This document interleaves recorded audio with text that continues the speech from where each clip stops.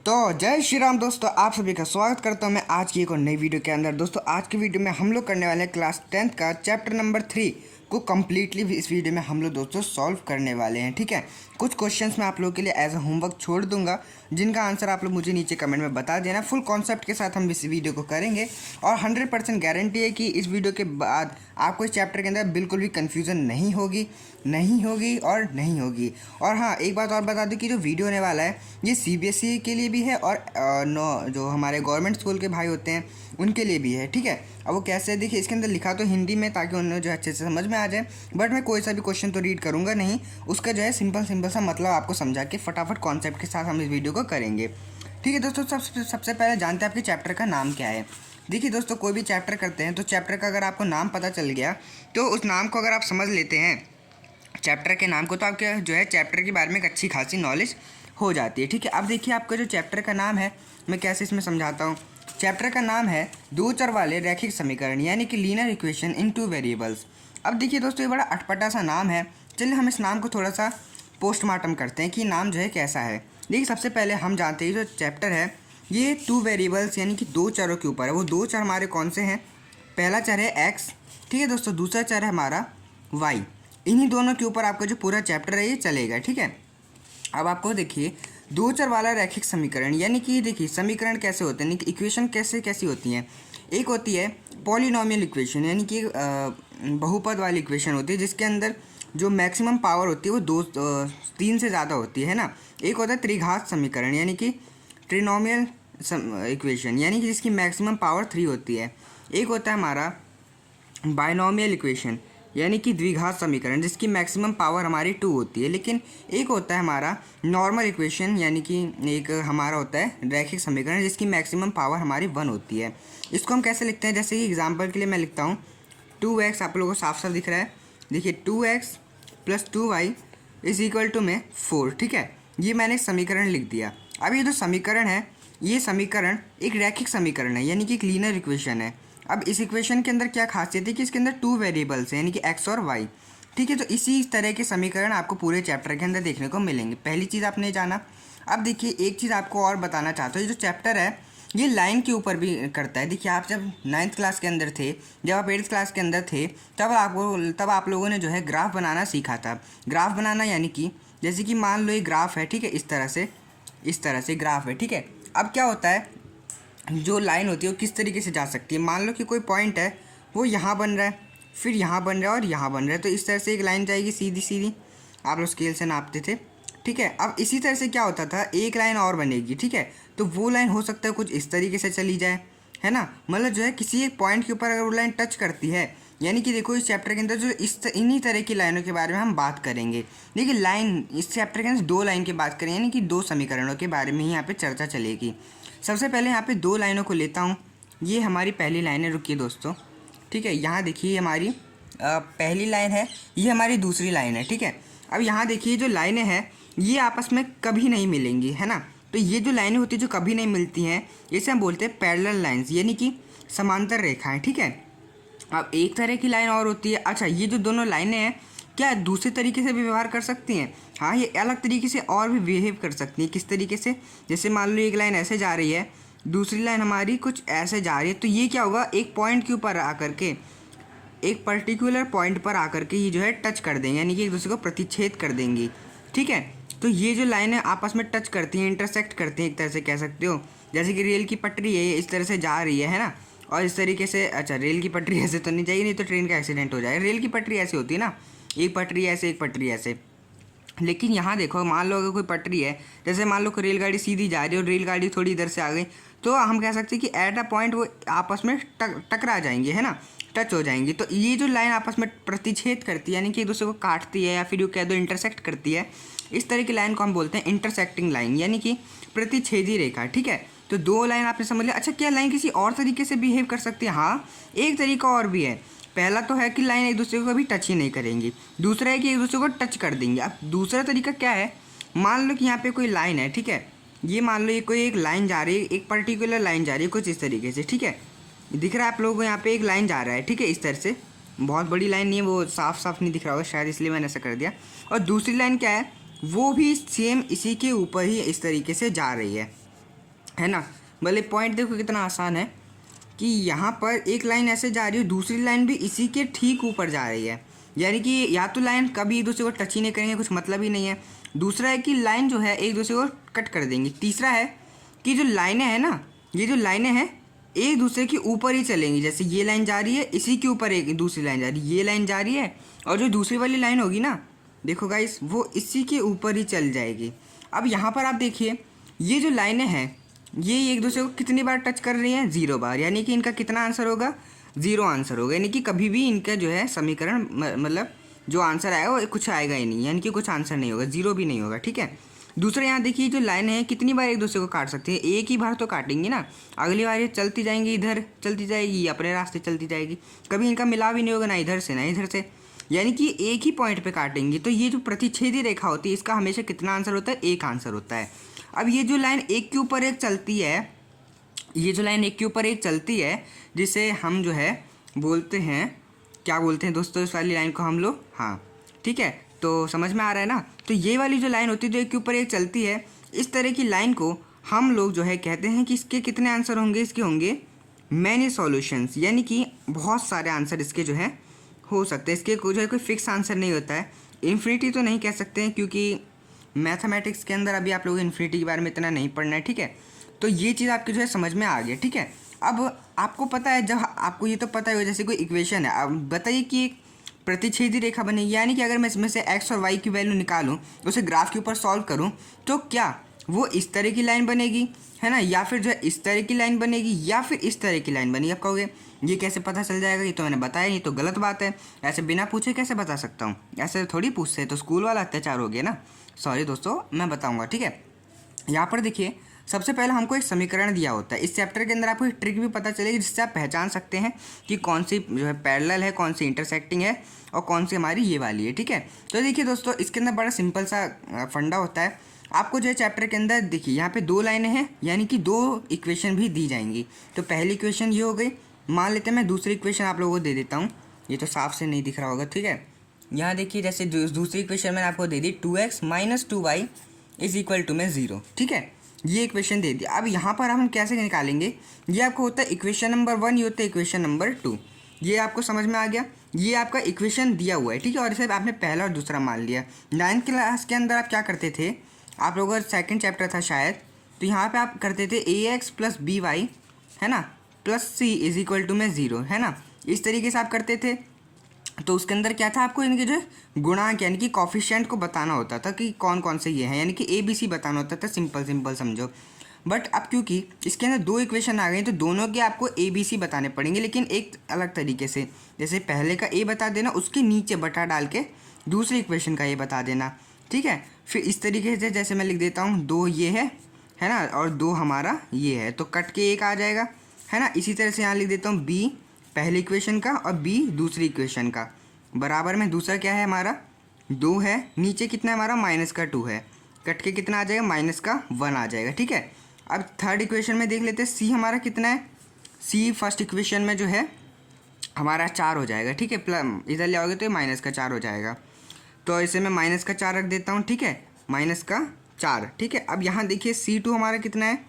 यहाँ पर देखिए C2 हमारा ये रहा, ठीक है, 0 है, तो C2 हमारे यहाँ पे 0 है, तो यहाँ पे मैंने 0 रख दिया, जो कि हमारा 0 ही आ जाएगा।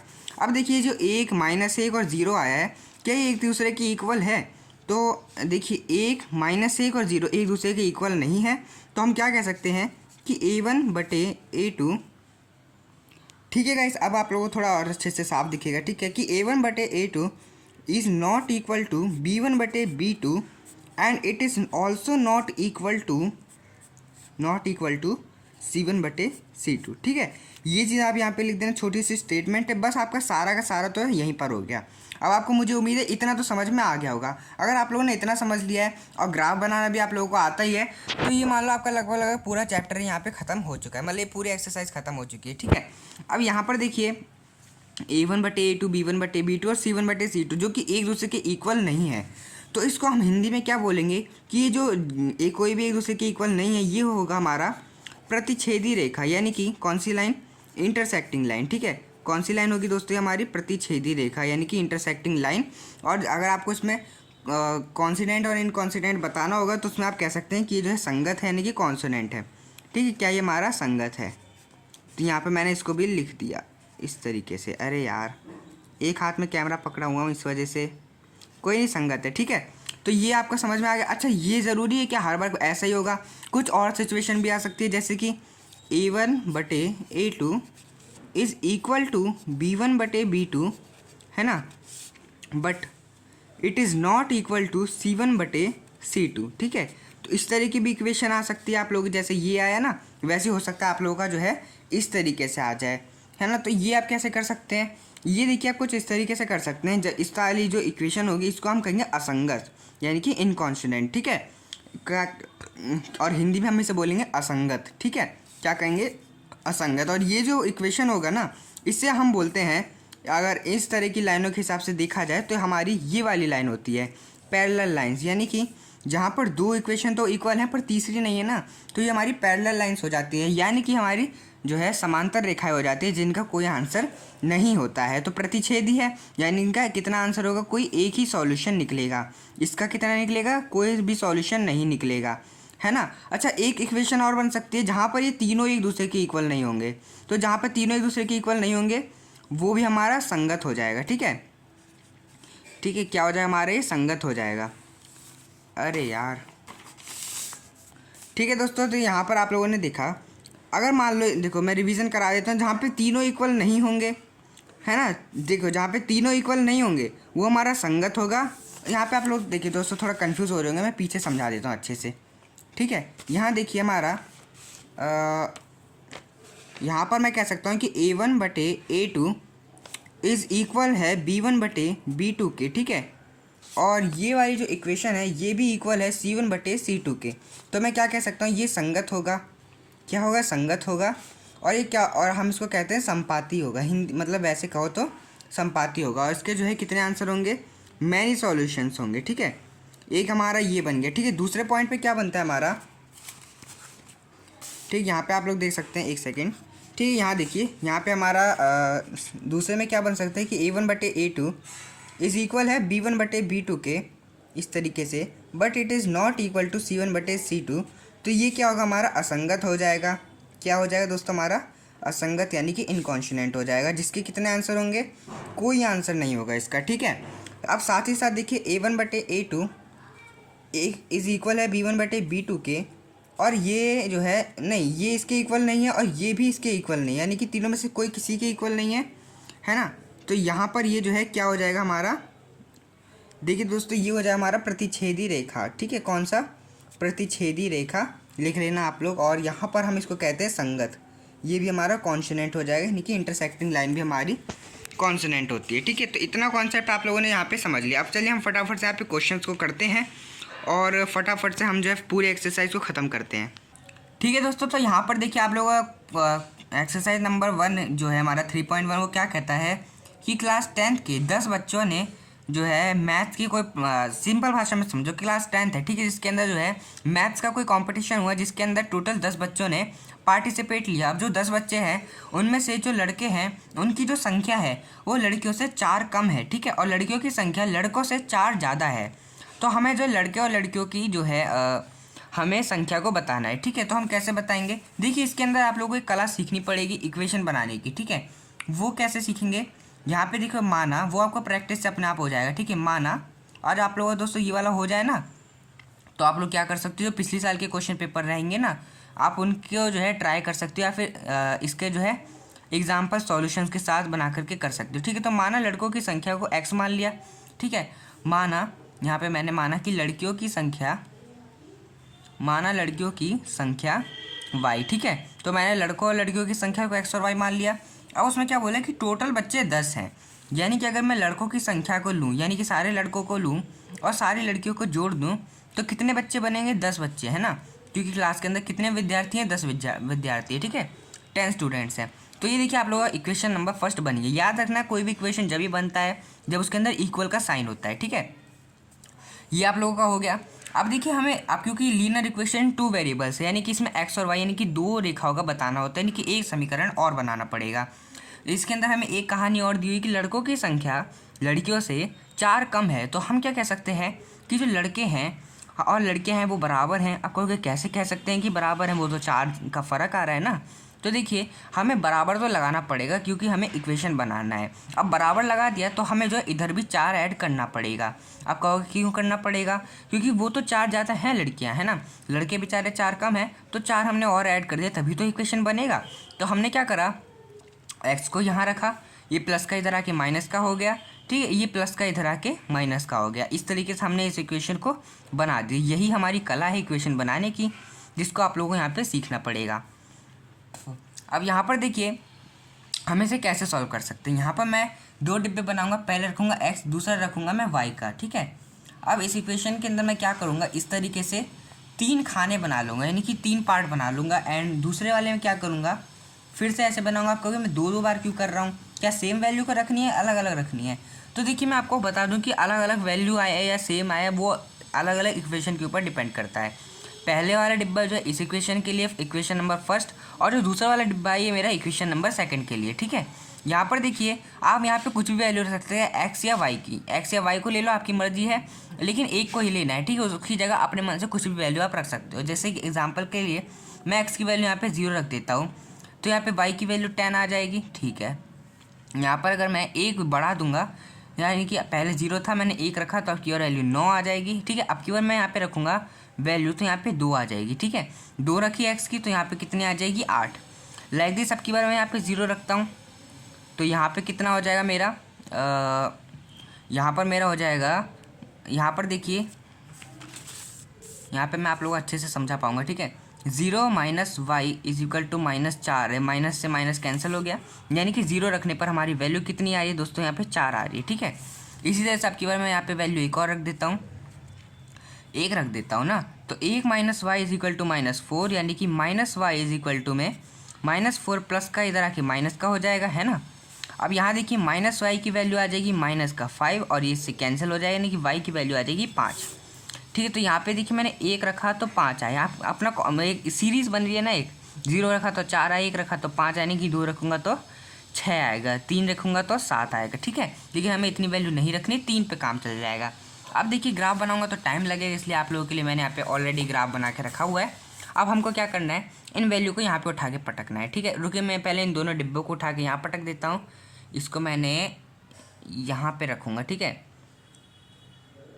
ठीक है दोस्तों। तो यहाँ पर देखिए मैंने इन डिब्बों को उठा करके यहाँ पे पटक दिया। अब क्या करेंगे, इस ग्राफ के ऊपर इनको जो हम लोग शो करेंगे, ठीक है। ग्राफ आप देख सकते हो किस तरीके से आप लोगों को बनाना है, और ग्राफ बनाना नहीं आता है तो मैं आपके लिए वीडियो बना चुका हूँ, उसे आप चाहो तो चैनल पर जा करके वॉच कर सकते हो, नहीं तो मैं दोबारा से एक लेटेस्ट वीडियो अपलोड कर दूँगा, उसमें क्या है, क्योंकि वीडियो अक्सर डिलीट होती रहती है, ठीक है।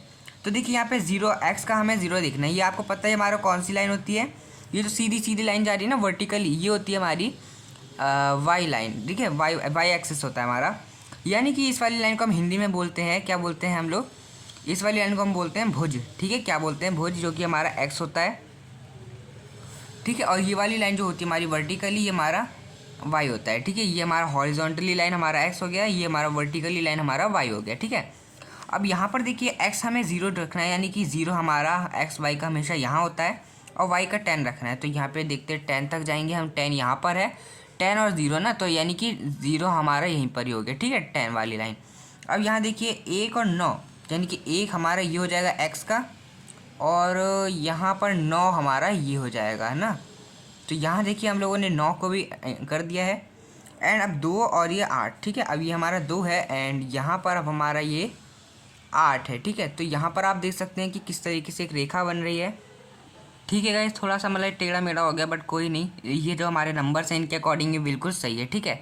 तो मैं क्या करता हूँ, लाइन खींच देता हूँ, आपको स्केल की मदद से खींचनी है, ठीक है गाइस। तो मैंने इस तरीके से लाइन खींची है। तो पहले इक्वेशन जो पहला डिब्बा है उसका काम हो गया। अब देखिए 0 और 4, 0 हमारा ये है, और वाई का हमको 4 चाहिए, वो भी प्लस का। तो हम यहाँ जाएंगे थोड़ा सा ऊपर, और यहाँ पर जा करके हमारा जो पॉइंट है वो यहाँ बनेगा, ठीक है। इसी तरह से हमारा 1 ये रहा, और वाई का हमें जो है माइनस का वो प्लस का 5 चाहिए, ठीक है। तो यानी कि हम यहाँ जाएंगे इस तरीके से, फिर 2 है तो 2 के साथ हमको क्या चाहिए, 6 चाहिए, है ना। 2 के साथ हम जब यहाँ जाएंगे तो यहाँ पे हमको इस तरीके से मिलेगा। अब मैं यहाँ पे भी एक लाइन खींच देता हूँ, ठीक है गाइस। तो देखिए यहाँ पे भी मैंने एक लाइन खींच दिया। अब यहाँ पर आप देखिए जो लाइन है किस पॉइंट पे प्रतिच्छेद कर रही है, इस वाले पॉइंट पर, और ये पॉइंट जो है लगभग लगभग 7 के नज़दीक है, ठीक है, क्योंकि संख्या दोस्तों थोड़ी ऊपर नीचे होगी। नीचे से देखोगे तो बिल्कुल जो है 3 के पास है और यहाँ पर जो है 7 के पास है, यानी कि हम कह सकते हैं कि जो वैल्यू हमारी 3 और 7 है, यानी कि हमारी x की यहाँ रखेंगे और 7 के हम y के हम यहाँ रखेंगे, ठीक है। हम इसको रखते हैं x और y, यानी कि जो हमारा x है वो हमारा कितना है 3 है और y हमारा कितना है 7 है, ठीक है। अब आप क्या कर सकते हैं, यहाँ पर जो है इनको वेरीफाई भी कर सकते हैं इक्वेशन के अंदर रख करके। मैं वेरीफाई करके दिखा देता हूँ कि x + y बराबर 10 है, यानी कि x + y बराबर हमारा 10 है। तो मैं क्या कर सकता हूँ, यहाँ पे 3 + 7 बराबर 10 होना चाहिए, तो 10 बराबर 10, यानी कि LHS = RHS। करना नहीं था, मैं बस दिखा रहा हूँ। और आपका जो है इक्वेशन नंबर ये वाला होगा, यानी कि आप लोगों का जो है ये वाला इक्वेशन होगा और ये वाला जो है ये वाला इक्वेशन होगा, ठीक है। यानी कि आपको फर्स्ट सेकंड इक्वेशन यहाँ पे आप लोगों को साथ साथ लिखते जाना है, ठीक है। तो उम्मीद है आप लोगों को ये तो ग्राफ बनाना तो आ गया होगा। चलिए अब सेकंड क्वेश्चन आप लोग कमेंट में मुझे करके आंसर बता सकते हो, ठीक है दोस्तों। तो ये जो इसके अंदर 2 ही क्वेश्चन थे, पहला क्वेश्चन मैंने आप लोगों को करके दिखा दिया, सेकंड वाला आप लोग मुझे कमेंट में आंसर बताना है, ठीक है। अब यहाँ देखते हैं, यहाँ पर देखिए 3 क्वेश्चन है, बहुत ज़्यादा आसान है। बोल रहा है कि यहाँ पे आपको ये जो मैंने आप लोगों को रेशियो बताए थे इनका कंपैरिजन करके आपको बताना है कि इनमें से कौन कौन प्रतिच्छेद करती हैं, संपाती हैं या समांतर है, यानी कि इंटरसेक्टिंग है या फिर जो है दूसरी लाइन से, ठीक है। तो देखिए यहाँ पर पहली इक्वेशन हमको क्या कहती है, ठीक है दोस्तों। तो यहाँ पर आप लोगों को ये जो है इक्वेशन लिख दिया। अब यहाँ देखिए ये हमारा क्या इक्वेशन होगा, इसको जो है हम लोग कैसे इक्वेशन नंबर 1, इसको कहते हैं हम इक्वेशन नंबर 2। तो यहाँ पर देखिए आप लोग किस तरीके से लिखना है, A हमारा ये है, A2 हमारा ये है, B1 हमारा ये है, B2 हमारा ये है, C1 हमारा ये, C2 हमारा ये है। तो चालू हो जाओ फिर A1/A2, यानी कि 5/7, ठीक है। कितना आएगा हमारा 5/7, B1/B2, ठीक है। देखो कटे तो काट देने, कटेगा नहीं, एक ही टेबल से काटना, पॉइंट हमें चाहिए नहीं, ठीक है। तो B1/B2 यानी कि -4/6, ये 2 के टेबल से कट जाएगा, 2 दूनी 4, 2 तिया 6, यानी कि -2/3, ठीक है। अब C1/C2 देख लेते हैं, ये हो जाएगा हमारा 8/-9। तो बताइए ये इसमें से क्या ये और ये इक्वल है, तो कोई किसी के इक्वल नहीं आ रहा है। तो हम क्या कह सकते हैं कि A1/A2 is not equal to B1/B2 and it is not equal to C1/C2, ठीक है। तो इस तरीके से हम लोगों ने जो है इसको यहाँ पर लिख दिया। तो अब हम क्या कह सकते हैं, जब कोई इक्वल नहीं आता तो कौन सी रेखा होती है, प्रतिच्छेदी रेखा, ठीक है। कौन सी रेखा होती है दोस्तों, हमारी प्रतिच्छेदी रेखा, ठीक है। तो साथ ही साथ हमको जब बस इतना ही बताना था। सेकंड क्वेश्चन भी करा देता हूँ, थर्ड आप लोग मुझे कमेंट में करके बता सकते हो, ठीक है दोस्तों। तो यहाँ पर देखिए अब हम इस वाले इक्वेशन को कर सकते हैं, ये A1 ये A2, ये B1 ये B2, ये C1 और ये C2, ठीक है। तो कैसे करेंगे, यहाँ पर देखिए एक कंडीशन और आती है, वो मैं आप लोगों को आगे बताऊंगा। देखिए 9/18, यानी कि 9 × 9, 9 × 18, यानी कि 1/2। इसी तरह से B1/B2 हमारा कितना हो जाएगा 3/6, जो कि कट के आ जाएगा 1/2, ठीक है। इसी तरह से C1/C2 हमारा कितना हो जाएगा 12/24, ठीक है। 12/24 यानी कि 12 × 12, 12 दूनी 24, ठीक है। तो ये आ गया। आप देखिए क्या 1/2, 1/2 और 1/2 एक दूसरे के इक्वल है, हाँ ये तो इक्वल है। तो हम कह सकते हैं कि A1/A2 is equal to B1/B2 and it is also equal to C1/C2। तो हम क्या कह सकते हैं कि जो लाइन होगी ये कौन सी लाइन होगी, संपाती रेखा, ठीक है। साथ ही साथ इसके मैनी सॉल्यूशंस भी होंगे।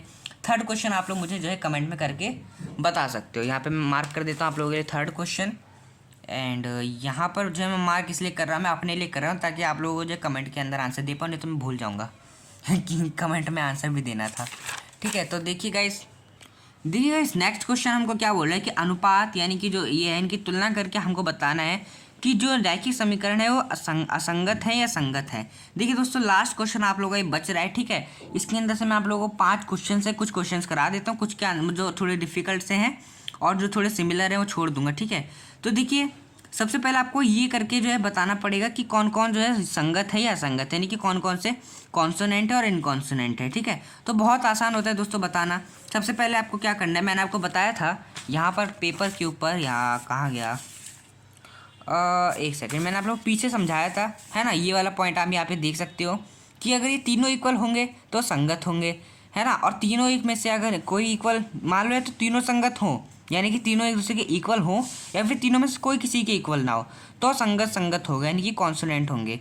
वहीं अगर तीनों में से दो इक्वल हो, तीसरे वाले के साथ बेचारे के साथ अन्याय हो जाए, या फिर दो इक्वल नहीं हो लेकिन तीसरा वाला इक्वल हो, ठीक है, तो वो भी असंगत होगा। ठीक है, बुरा बात है ना, इसलिए असंगत होगा। ठीक है, तो यहाँ पर देखिए ज़्यादा दिमाग नहीं मारने का, फटाफट से हम इस क्वेश्चन को सॉल्व कर सकते हैं। यहाँ पर देखिए पहला समीकरण मैं यहाँ पे उतार लेता हूँ। क्वेश्चन नंबर फर्स्ट, हाजिर हो। ठीक है दोस्तों, तो यहाँ पर देखिए मेरे एक बात पर जो हाजिर हो चुका है। ठीक है, अब यहाँ पर देखिए मैं क्या कर सकता हूँ, A1 हमारा कितना है 3 है, A2 हमारा कितना है 2 है। ठीक है, तो इस तरीके से मैंने लिख दिया। अब यहाँ देखिए B1 कितना है हमारा 2 है और B2 हमारा कितना है -3 है ना। अब यहाँ देखिए C1 कितना है हमारा 5 है, इसको मैं इधर लेकर आऊँगा तो -5 हो जाएगा, बट उसके लिए कोई प्रॉब्लम नहीं, आप डायरेक्ट 5 लिख सकते हो। ठीक है, और C2 हमारा कितना है, उसको मैं इधर लेके आऊँगा तो -7 हो जाएगा, माइनस से माइनस कैंसिल, तो अभी 5/7 आएगा। फालतू खटरान करने की बात है, डायरेक्ट आप 5/7 लिख सकते हो। ठीक है, वो तो आप लोगों को जो एक तरीका बताया हुआ है कि आप लोगों को इसको जो है इसी फॉर्म के अंदर लिखना होता है। ठीक है, +C, वरना आपकी इक्वेशन के अंदर जो है इस तरीके से भी दे देते हैं। ठीक है, = -C, तो इसको आप इधर ला के कर सकते हो, बट इसके अंदर ज़्यादा दिमाग मत मारो, सिंपल सा इसको आप लोग जो है सॉल्व कर सकते हो। अब यहाँ देखिए क्या ये और ये इक्वल है, तो हम कह सकते हैं कि A1/A2 is not equal to B1/B2 and it is also not equal to C1/C2। तो ये कोई, अरे यार नॉट तो लगाया नहीं मैंने, सॉरी, फिर तुम कहोगे मेरे को खुद कुछ नहीं आता, मैं क्या सिखा रहा हूँ। ठीक है, तो यहाँ पर देखिए कोई किसी के इक्वल नहीं है, यानी कि हमारा क्या होगा, संगत होगा, यानी कि कॉन्सोनेंट होगा। ठीक है, अब यहाँ देखिए सेकंड वाला क्वेश्चन मैं देख लेता हूँ कैसा है, नहीं तो आपको दूसरा कराऊंगा। ठीक है दोस्तों, तो यहाँ पर आप देख सकते हैं मैंने सेकंड क्वेश्चन हटा दिया है, बिकॉज वो बहुत ज़्यादा आसान है, आप लोग अपनी तरफ से भी कर सकते हो, बिल्कुल इसी के जैसे सिमिलर है। ठीक है, तो मैं आपको थर्ड क्वेश्चन करा देता हूँ। ठीक है, तो यहाँ पर देखिए A1 हमारा कितना है 3/2। ठीक है, एक सेकेंड, हाँ ठीक है, तो यहाँ देखिए A1 हमारा कितना है 3/2 और A2 हमारा कितना है, A2 हमारा 9। अब ये जो क्वेश्चन है जितना मुश्किल लग रहा है उतना ही ज़्यादा आसान है। 3 1 ज़ा 3, 3 3 ज़ा 9, तो कितना है हमारा 2 और क्या क्या बचा नीचे 3, तो बस इतना ही करना था। हाँ, इसके अंदर कुछ नहीं है। B1 कितना है 5/3। ठीक है, बटे में B2 कितना है, B2 है कितना -10। ठीक है, तो -10, 5 एकम 5, 5 दूनी 10, यानी कि -3/2। ठीक है, ये समझ में आ गया। देखिए अगर एक संख्या में माइनस लगाए तो न्यूमरेटर या डिनोमिनेटर में अगर माइनस लगाए तो पूरी फ्रैक्शन ही हमारी माइनस में हो जाती है, यानी कि अंश हर में कहीं भी माइनस हो, जैसे -2 था तो हमने पूरी फ्रैक्शन को ही माइनस का कर दिया। ठीक है, अब घर में कोई एक हो, ठीक है, तो पूरा घर को ही कहते हैं ना। ठीक है, तो देखिए अब हम जो है थर्ड को भी मान लेते हैं, तो थर्ड हमारा हो जाएगा C1 कितना है 7 और C2 हमारा कितना है बटा डाल करके 14 है। ठीक है, तो ये हो जाएगा 1/2। ठीक है, तो यहाँ देखिए 2/3 है, -3/2 और 1/2 है, क्या ये किसी के इक्वल है? तो हम कह सकते हैं कि A1/A2 is not equal to B1/B2 and it is also not equal to C1/C2। ठीक है, अब यहाँ देखिए ये जो हमारा है इसके अंदर कोई इक्वल नहीं है, यानी कि ये भी हमारा क्या होगा, कॉन्स्टेंट होगा, यानी कि हमारा संगत होगा। ठीक है, तो ये चीज़ आप लोगों को समझ में आ गया, ABC हो गए। अब मैं देखता हूँ कोई दूसरा क्वेश्चन करने लायक है तो गाइस आप लोग यहाँ पे खुद ही देख सकते हैं कि जो फर्स्ट क्वेश्चन था ये तो मैंने आप लोगों को करा दिया। ठीक है, सेकंड वाला क्वेश्चन बिल्कुल इसी के जैसा ही आप कर लोगे। थर्ड वाला क्वेश्चन थोड़ा सा कन्फ्यूजन सा लग रहा है बस देखने में, लेकिन इसलिए वो आप लोग थोड़ा मुझे लगा नहीं कर पाओगे, तो उसके लिए मैंने आपको 5वां करा दिया। ये दोनों बिल्कुल एक से ही हैं, जबकि ये थोड़ा ज़्यादा आसान है। ठीक है, क्योंकि 5 1 = 5 और ये 5 2 = 10 माइनस पे होकर कट जाएगा। एक सेकेंड, कौन सा कराया था मैंने आप लोगों को? हाँ, यही वाला तो कराया था। ठीक है, तो थर्ड को ये वाला क्वेश्चन मुझे लगा थोड़ा मुश्किल है तो मैंने करा दिया। ठीक है, ये वाला क्वेश्चन आप लोग कर लेना, ये बिल्कुल इसके जैसा है, जबकि तो और भी ज़्यादा आसान है। ठीक है, क्योंकि इसके अंदर 2 फ्रैक्शन थे, आपको और कंफ्यूज हो सकते हैं। इसके अंदर तो एक ही फ्रैक्शन है, फटाफट से काट पीट के आप कर सकते हो। तो मुझे जो आप लोगों को 1 2 3 4 5 क्वेश्चन के आंसर जो है कमेंट के अंदर बताने पड़ेंगे। ठीक है, एंड ये वाले जो इधर की साइड के क्वेश्चन है वीडियो के नेक्स्ट पार्ट के अंदर हम लोग करेंगे। अभी तक चैनल को सब्सक्राइब नहीं किया तो सब्सक्राइब कर देना एंड वीडियो को लाइक कर देना। ठीक है, मैं जा रहा हूँ तुम्हारे आंसर करने, ताकि तुम लोगों को जो है क्वेश्चंस के आंसर मिल सके। जय श्री राम।